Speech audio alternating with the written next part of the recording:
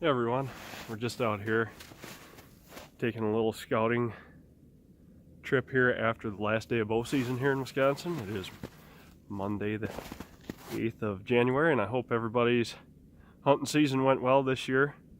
We're here doing a little video cast off my cell phone for Epic Whitetail Habitat. It's a business that I do, and I implement my practices here on my own property as well. And so yes, I do practice what I preach. And we were in here about 3 weeks ago, did some hinge cutting to create a blockade because we want the deer to be going down this road that I'm on. We want them to be headed right up into the food plot from where I'm standing right here. You can see it behind me, kind of the entrance of it.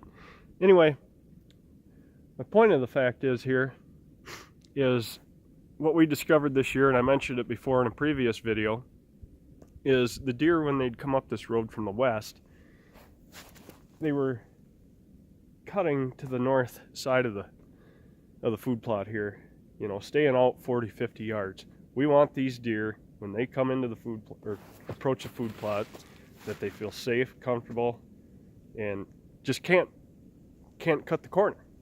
They are forced. Yes, you can force deer to do what you want them to do. It's great to have a food plot and all, you know. Yeah, but the deer come into the food plot and they do work their way past my stand. And that's great. And yes, they do. I'm not saying every deer hasn't come past our stand. Yes, they do.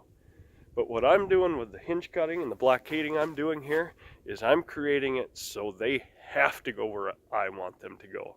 That's the whole point of this. And plus, this time of year, you know, I've seen a lot of guys asking, you know, what can I do to feed the deer, you know, supplement the deer through the winter, through the cold conditions that we just come out of.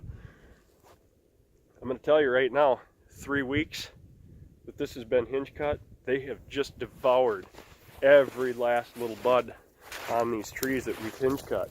I mean, I don't know if you can see it, but I mean, they've just been hammering the tender buds that are, you know, on these hinge cut trees that we've cut here. I mean, hinge cutting allows for food, you know, natural browse, things like that. We're bringing it down to their level that they can't reach, you know, normally. Plus, you know, we're creating this blockade.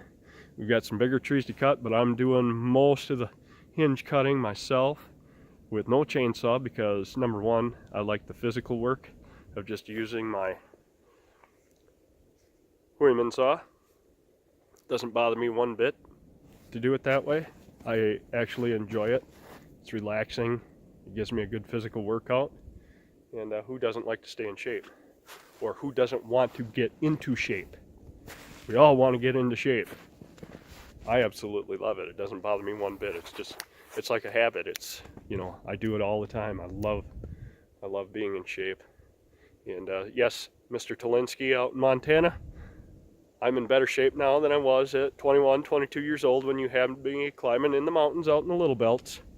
So yes, I will outdo your old ass. Pardon my language. Anyway, it is what we're doing up here. And eventually what we want to do is we want to hinge cut this whole block. We're not going to take every tree, but we are going to get this so it's a good blockade so they are forced more into the food plot the way we want them to go. And that's just a little bit of what I have to say today. Like I said, stay with us and we'll show you the final production of this when we get there. Thank you.